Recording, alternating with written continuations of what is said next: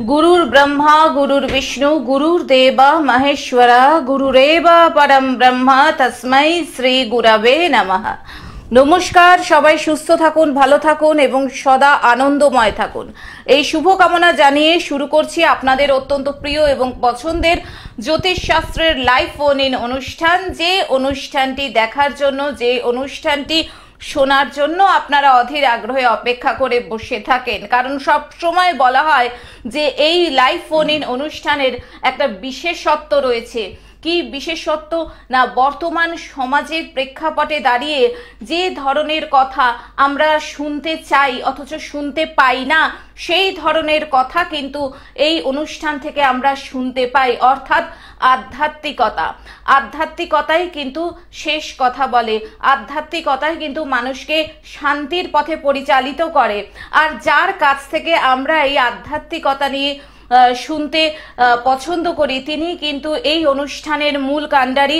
আশা করি আপনারা বুঝতে পারছেন আমি কার কথা বলছি। উপস্থিত রয়েছেন 20 বছরের অভিজ্ঞতা সম্পন্ন জ্যোতিষী, বাস্তুবিদ, হস্তরেখা বিশারদ, তন্ত্র খ্যাতি সম্পন্ন স্বর্ণ পদকপ্রাপ্ত ডক্টর অভিজিৎ ঘোষাল, যিনি দীর্ঘদিন ধরে জ্যোতিষ চর্চার মাধ্যমে এবং তন্ত্র শক্তি প্রয়োগের মাধ্যমে আমাদের জীবনের অনেক সমস্যার কিন্তু উনি সমাধান করে চলেছেন। এবং এই কারণে আপনারা লক্ষ্য করছেন যে আমরা অভিজিৎ দাকে কিন্তু খুব একটা লাইভ ফোন ইন অনুষ্ঠানে পাই না, কারণ তিনি কিন্তু আপনাদের কল্যাণ কার্যে নিজেকে নিয়োজিত করেছেন দীর্ঘ কয়েক বছর ধরে।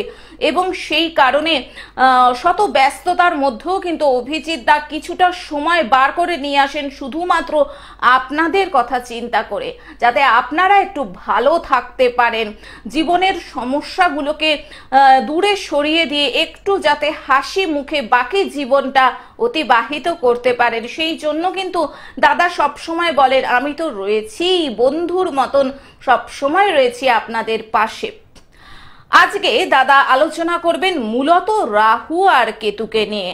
রাহু আর কেতুর প্রভাব জন্মছকে ঠিক কি, বা এই সমস্ত গ্রহ বলুন, ছায়া গ্রহ বলুন, এগুলোর মানে উপকারিতা কি, বা এর গুরুত্ব কি, সুপ্রভাব কি বা কুপ্রভাব কি, এই নিয়ে আজকে আমরা ডক্টর অভিজিৎ ঘোষালের কাছ থেকে বিশদে শুনবো, জানবো। এবং সেই সঙ্গে তো অবশ্যই আপনারা রয়েছেনই, যেহেতু এটি একটি লাইভ ফোন ইন অনুষ্ঠান, আপনাদের যে কোনো ধরনের সমস্যা নিয়ে সরাসরি চলে আসুন আমাদের দুটো ফোন নাম্বারে ফোন করে 03325712255266 এবং 033400814337। আসুন আজকের এই লাইভ ফোন ইন অনুষ্ঠানে আরো আরেকবার স্বাগত জানাই আমাদের পরম মিত্র, আমাদের পথ প্রদর্শক, 20 বছরের অভিজ্ঞতা সম্পন্ন জ্যোতিষী, তন্ত্র বিশেষজ্ঞ ডক্টর অভিজিৎ ঘোষালকে।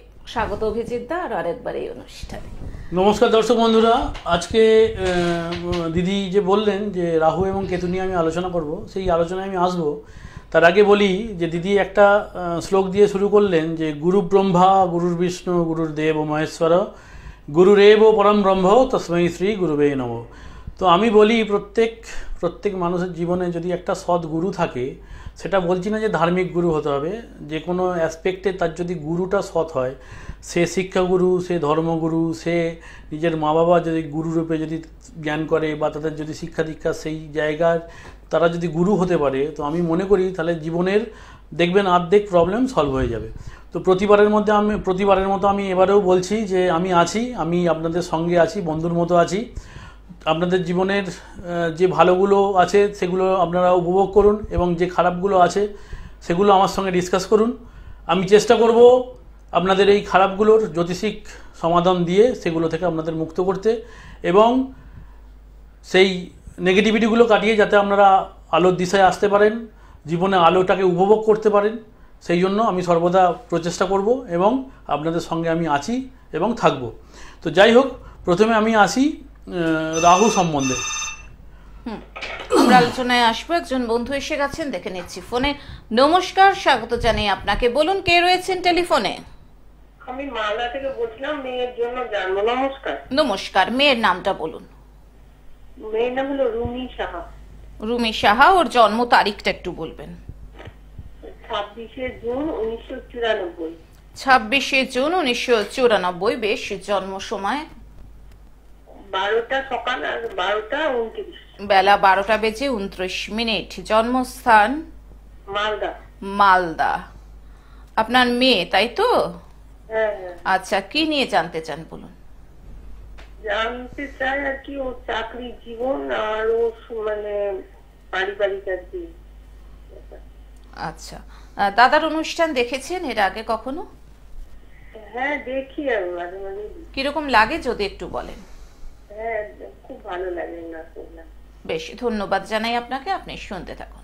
আমি বলি ম্যাডাম, আপনার মেয়ের অষ্টমস্ত স্থানে এমন একটা গ্রহ আছে না, ওর প্রতিটা জীবনের প্রতিটা অ্যাসপেক্টে ও কিন্তু বাধা পাবে, হ্যাঁ, এবং শত্রুতা ফিল করবে, বুঝতে পেরেছেন? হ্যাঁ ওর জীবনের প্রতিটা ক্ষেত্রে বাধা পাবে এবং শত্রুতা ফিল করবে।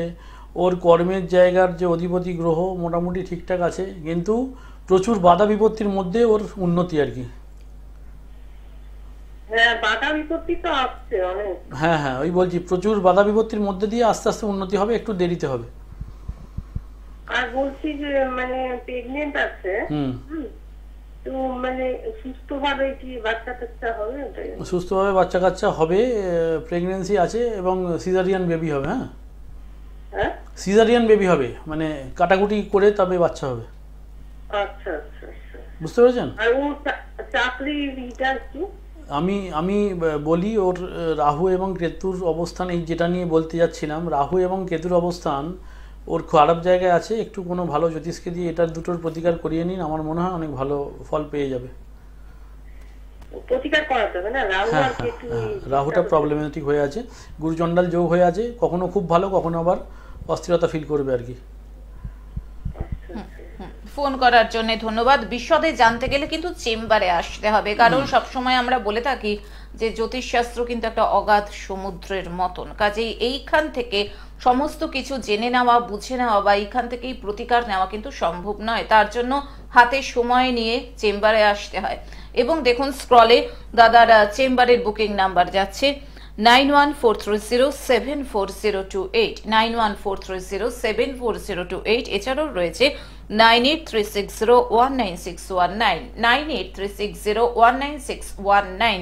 চেম্বার রয়েছে হাওড়ার ধামশিয়া শীতলাশ্রম দক্ষিণেশ্বরে। আপনারা দাদাকে পেয়ে যাচ্ছেন প্রতি সোমবার দুপুর 2টো থেকে রাত্রি 8টা পর্যন্ত। এছাড়াও কোলাঘাটে, রানীহাটি, ধুলাঘর স্বগৃহ। অনলাইন প্রেডিকশনও করে থাকেন। বিশদে জানার জন্য এই দুটি ফোন নাম্বারে ফোন করে জেনে নিন। হ্যাঁ দাদা, আপনি একটু যদি বলে দেন, এই যে সামনে যে মাঘী পূর্ণিমা আসছে সেই নিয়ে আপনার মন্দিরের কথাটা। তো ব্যাপার হচ্ছে, আমি বলি মানে সমস্ত দর্শক বন্ধুকে এটা বলছি যে আগামী বুধবার 12ই ফেব্রুয়ারি আমার মন্দিরে মাঘী পূর্ণিমার উৎসব হয়, মায়ের জন্ম উৎসব হয়। ওই দিন আমার মন্দিরে মায়ের মূর্তি প্রতিষ্ঠা হয়েছিল। মাঘী পূর্ণিমা একটা খুব বিরল যোগ, ওটাকে কি বলে আপনাকে কলিযুগাদ্দা একটা দিন।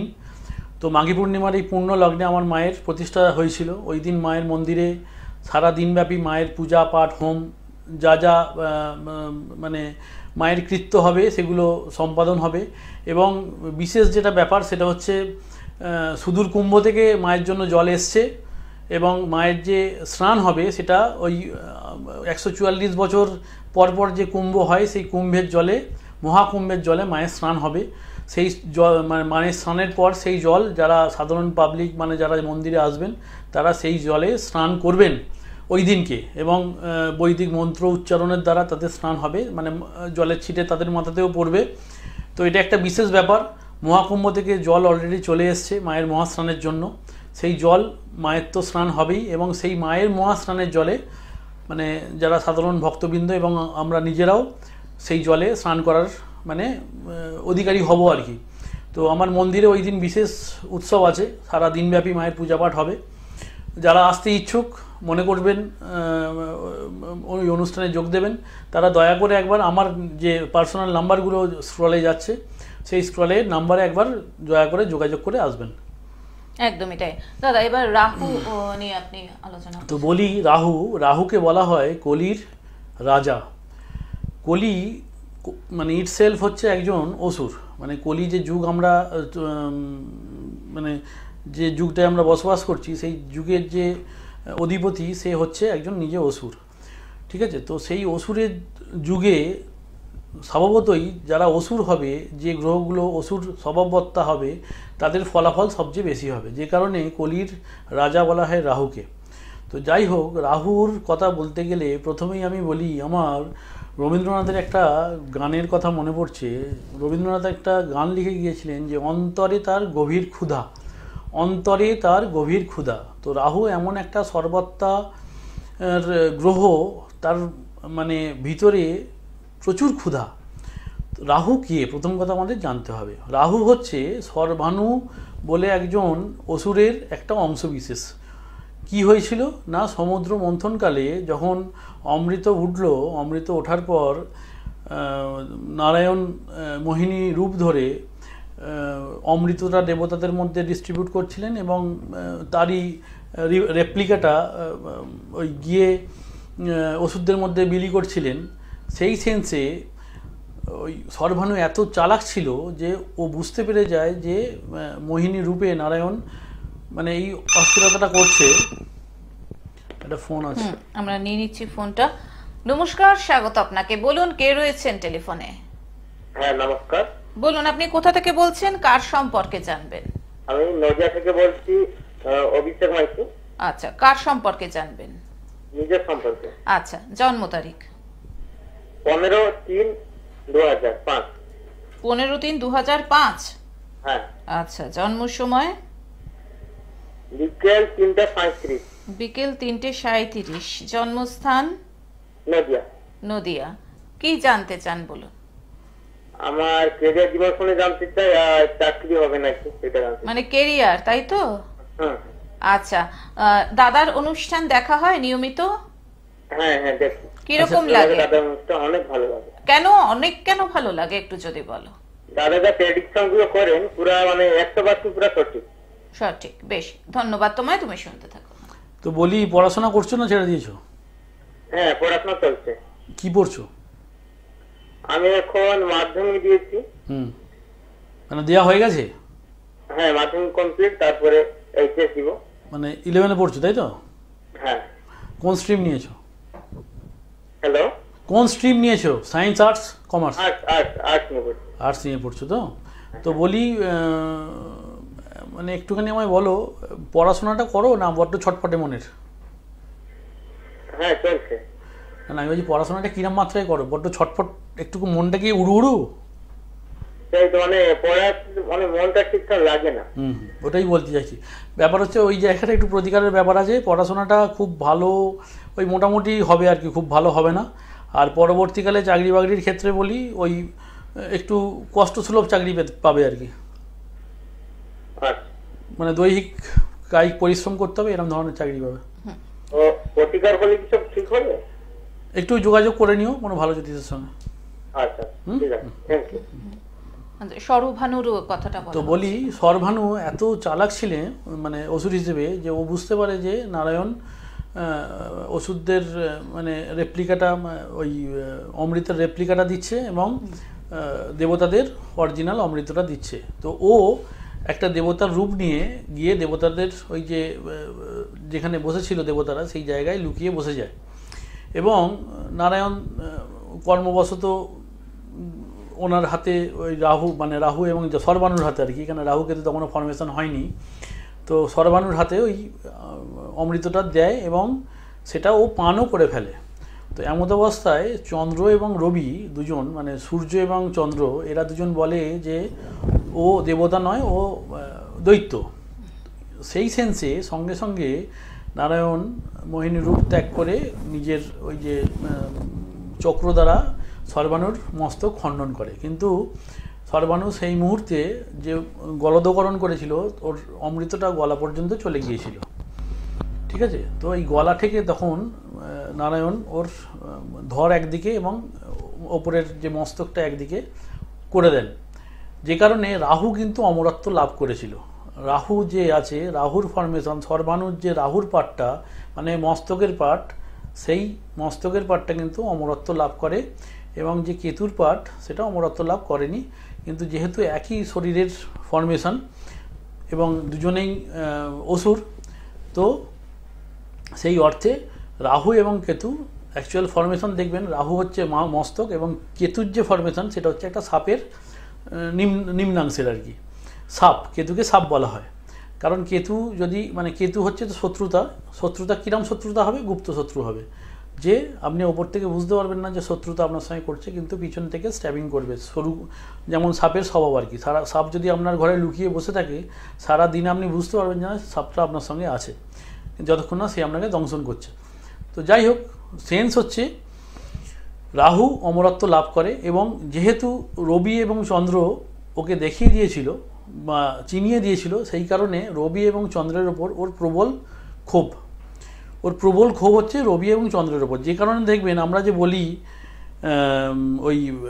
কি বলে গ্রহণ হয়েছে, চন্দ্রগ্রহণ এবং সূর্যগ্রহণ হয়, বলি কি যে রাহু গ্রাস করেছে, তাই তো আমরা বলি রাহু গ্রাস করেছে। তো সেই রাহু গ্রাসে চন্দ্র এবং রবি এরা দুটো গ্রহ পরে, যেহেতু রাহুর নিম্নাংশ নেই সেই কারণে গলদকরণ হয় না, একটা নির্দিষ্ট মুহূর্ত চন্দ্র এবং রবি ঢাকা পড়ে থাকে, তারপরে আবার মুক্তি পায়। আমরা আলোচনায় আসবো। একজন বন্ধু এসে গেছেন ফোনে, দেখে নিচ্ছি। নমস্কার, স্বাগত আপনাকে। বলুন কে রয়েছেন ফোনে? নমস্কার। হ্যাঁ বলুন, আপনি কোথা থেকে বলছেন? আমি গড়িয়াহাট থেকে বলছিলাম। আচ্ছা, কার সম্পর্কে জানবেন? আমি এই সম্পর্কে জানবো। আচ্ছা, নাম বলুন, জন্ম তারিখ। নাম হচ্ছে সৌমেন হালদার। আচ্ছা, জন্ম তারিখ? জন্ম তারিখ হচ্ছে 14/10/2005। 14/10/2005। জন্ম সময়? সময় হচ্ছে 12টা। বেলা 12টা? হ্যাঁ।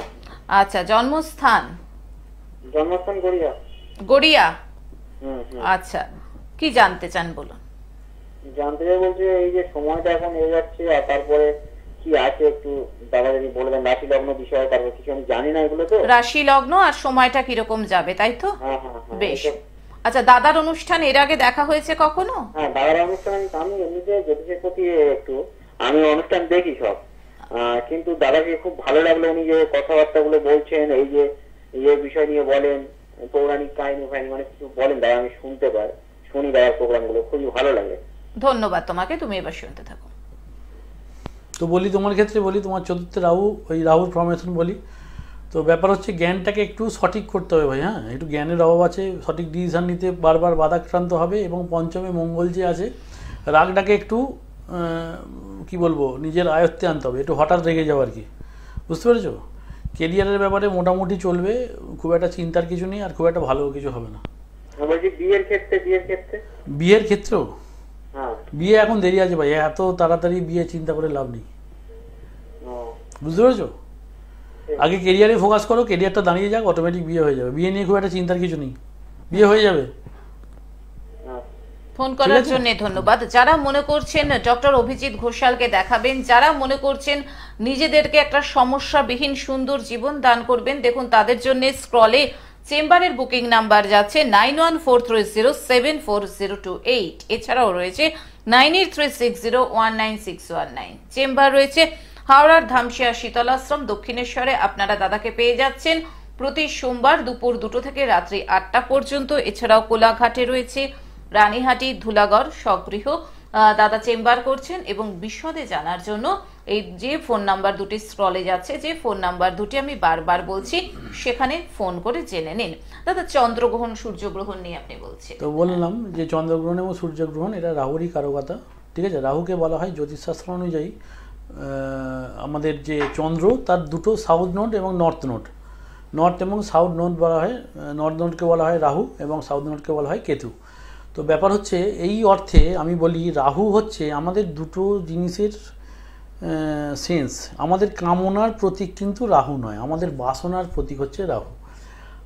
বাসনা মানে কি? যেটা আমাদের আকাঙ্ক্ষা, আমাদের ইচ্ছা, যেটা ভোগের চরম লালসা, সেটা নিয়ন্ত্রণ করে রাহু। তো ব্যাপার হচ্ছে রাহু এমন একজন। আলোচনায় আসবো। আর একজন বন্ধু এসে গেছেন ফোনে। নমস্কার, স্বাগত। ফোনে কে রয়েছেন? নমস্কার, আমি সোমনাথ নাথ। আচ্ছা, কোথা থেকে বলছেন? তারাপীঠ। আচ্ছা, কার সম্পর্কে জানবেন? নিজের সম্পর্কে। আচ্ছা, জন্ম তারিখ? 5/6/2000। 5/6/2000, 5ই জুন 2000। একদম।